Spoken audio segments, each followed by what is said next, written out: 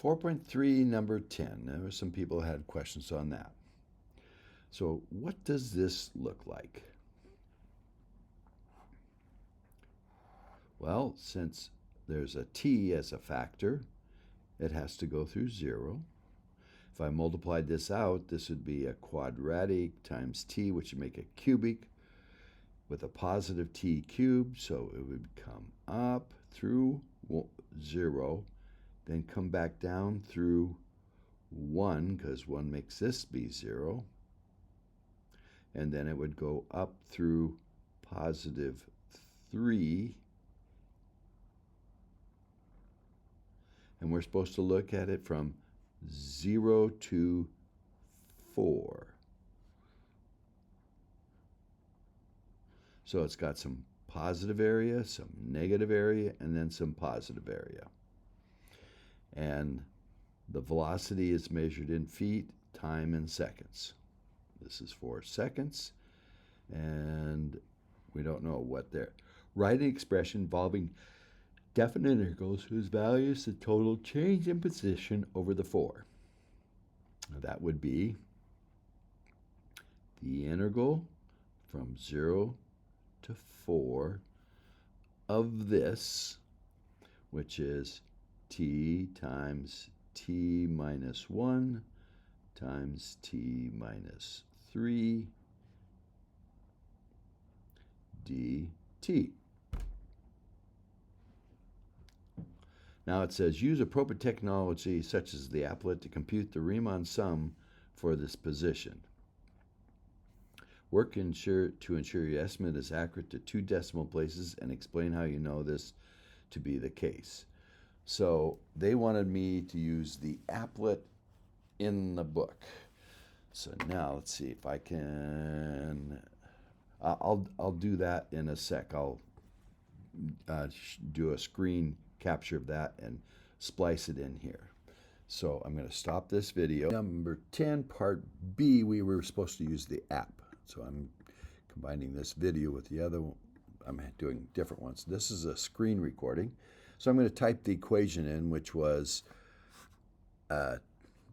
in t, but we're going to write x, and then it was x minus 1, and then it was x minus 3. And if I press enter, we get this graph. And I had that shown, and we were supposed to figure out the area from 0 to 4.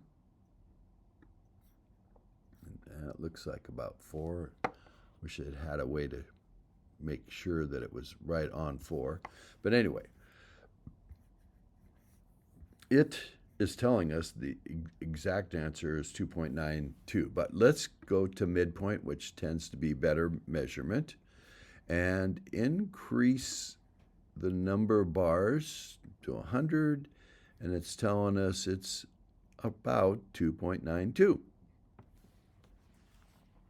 So that's the area under the curve from 0 to 4. Now,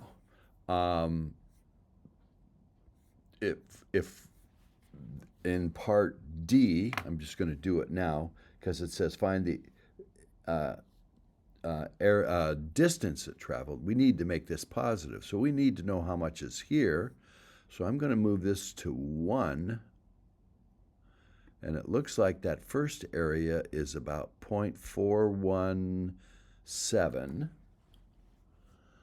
Remember that. I'll write it down over here. 0.417.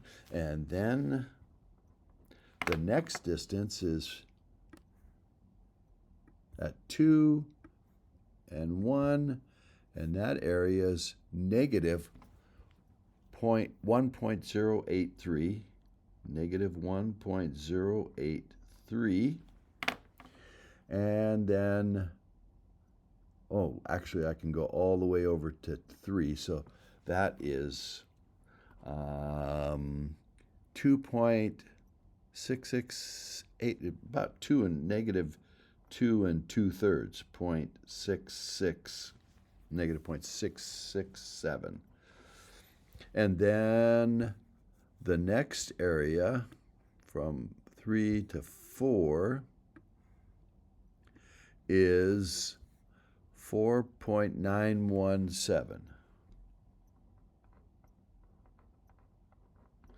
Okay. So I figured out this area, and this area in 3 different pieces.